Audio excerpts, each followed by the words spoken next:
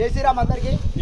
ఈరోజు మనము మహేశ్వరం నియోజకవర్గంలో మహేశ్వరం మండలంలోని శివకేశవుల ఆలయం దగ్గర ఉన్నాం. మనము ఈ యొక్క శివకేశవుల ఆలయం యొక్క చరిత్ర చూసినట్టయితే సుమారుగా 100 సంవత్సరాల ఉన్నటువంటి ఈ ఆలయం అప్పట్లో ఏదైతే మనకు 54-55 నుంచి అయితే మనకు గవర్నమెంట్ స్టార్ట్ అయ్యి ఇక్కడ నుంచి అయితే భూములు పట్టాలైనయో అంతకంటే ముందు నుంచి ఈ యొక్క ఆలయానికి ఈ యొక్క కంచె ఉండే మొత్తము ఈ కంచెకు ఉన్నటువంటి భాగంలో ఈ యొక్క ఆలయం ఉండేది.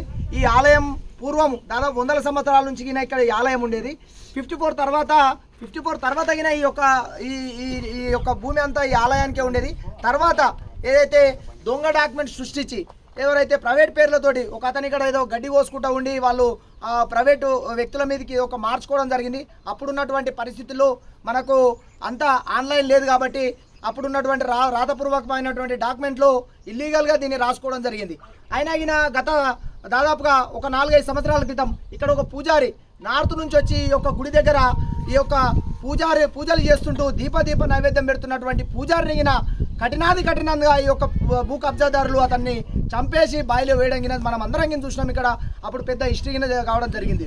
మేము ఒకటే కోరుకుంటున్నాం, అప్పుడున్న సమయంలో ఏం చెప్పారంటే ఈ యొక్క ఆలయానికి సంబంధించినటువంటి ప్లేస్ను మేము ఈ ప్లేస్ నుంచి వదిలిపెట్టిన తర్వాతనే మేము అభివృద్ధి చేసుకుంటామని అప్పుడు మాట ఇవ్వడం జరిగింది.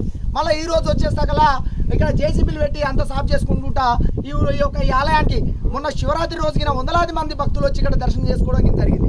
వాళ్ళకు అలాంటి భక్తులకు ఇబ్బంది కలిగేటట్టు అక్కడ ఉన్నటువంటి దారిని నిన్న మూసేయడం జరిగింది. మన ఈ యొక్క బజరంగ్ దళ అదే విశ్వ హిందూ పరిషత్ కార్యకర్తలు వచ్చి ఎందుకు ఇట్లా మీరు బంద్ చేస్తున్నారని అడిగితే ఇక్కడ మందిరమే లేదని ఒక మాటగిన చెప్పడం జరిగింది. ఇది నిజంగా దారుణమైన పరిస్థితి. ఇంత వందలాది సంవత్సరాల ఆలయాలనే ఈరోజు మనం లేకుండా చేస్తున్నామంటే ఇంకా లోపల ఎన్ని ఆలయాలు మనకు తెలియకుండా కనుమరుగైతున్నాయో ఒకసారి ఆలోచన చేయాలి. మేము ఇక్కడ నుంచి ఒకటే ఈ యొక్క ఏదైతే టెంపరవరీగా అంటే పత్రాలు సృష్టించి దీని మీద ఎవరైతే కబ్జా ఉన్నారో వాళ్ళకు ముఖ్యసుడిగా ఇక్కడ నుంచి మేము ఒకటే చెప్తా ఉన్నాం.